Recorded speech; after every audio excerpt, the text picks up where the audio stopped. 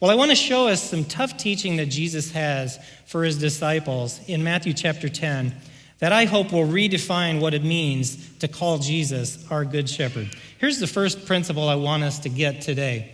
Jesus doesn't promise you as a follower safety and abundance. He never promised that to you in your earthly experience of following him. He has the authority to send you directly into the face of danger. And there's nothing about being an American and living the American dream of safety and abundance that's going to automatically come true for you as a Christ follower. This is tough. Look at what Jesus is sending his followers into: punishment, persecution, the necessity of defending their faith publicly, maybe even being humiliated publicly for it. Lots of the entitlements that come with living in a prosperous secular society like America actually work against the kind of thing that Jesus is trying to teach the disciples here in Matthew 10.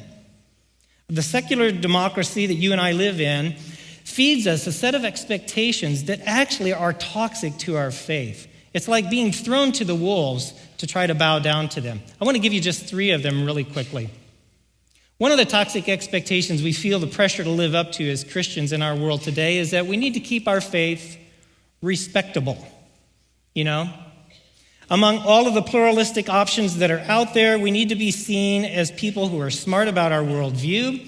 We need to be seen as people who can tell others what Christianity is about, but we don't want to be seen as people who say we have an exclusive truth claim. When the gospel confronts our pluralistic culture, conflict is inevitably going to come to the fore, and we have to be prepared for that. Here's the second one. Keep your faith to yourself. The fancy term for this is privatization. Privatize your faith, and you'll fit in a lot better in the American context. Keep your faith private and personal. Do whatever you want, but just stay within the lines of the privacy of your own home. Keep it in your church. Don't bring it out into culture. Well, instead, Jesus is calling us publicly to live out our faith in every sector of society where we could be found. And he's saying when we do that, we are most likely going to clash with the power systems that exist out in our world. So it doesn't make any sense for us to even try to keep our faith to ourselves. Here's a third one. Keep your faith easy to afford. There's enormous pressure in our consumer culture to keep the church cheap for people. Think about it. Everything else conforms to market principles. Why shouldn't the religious economy of our country? Let's just turn everything into the church into a commodity, and let's market it to people and put a price tag on it and sell it to you and call that church. And by the way, church, don't overcharge or you'll price yourself out of the market.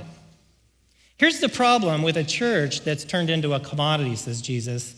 As long as churches are always aiming at the cheapest price tag for what commitment to Jesus means, Jesus is going to seem completely off his rocker to demand that we would actually suffer for him.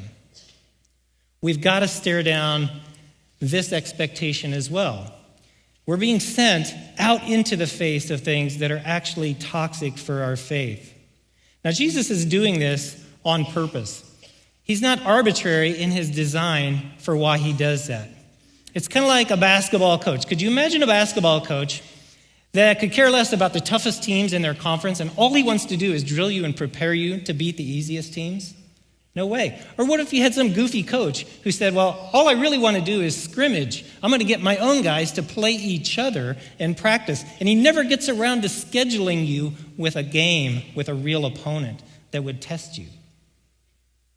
And that's exactly what some of us are doing today. Some of us are only scrimmaging with our own guys when it comes to living out our faith. We're not really dealing with opposition to our faith. We're not really living a Christian life that comes into contact with the people and the systems of the non-believing world. Jesus is not going to spare you conflict. His highest value isn't your safety because he's trying to develop the strength and the tenacity of your faith. So that's tough teaching number one. Jesus isn't here to make life safe and convenient for us.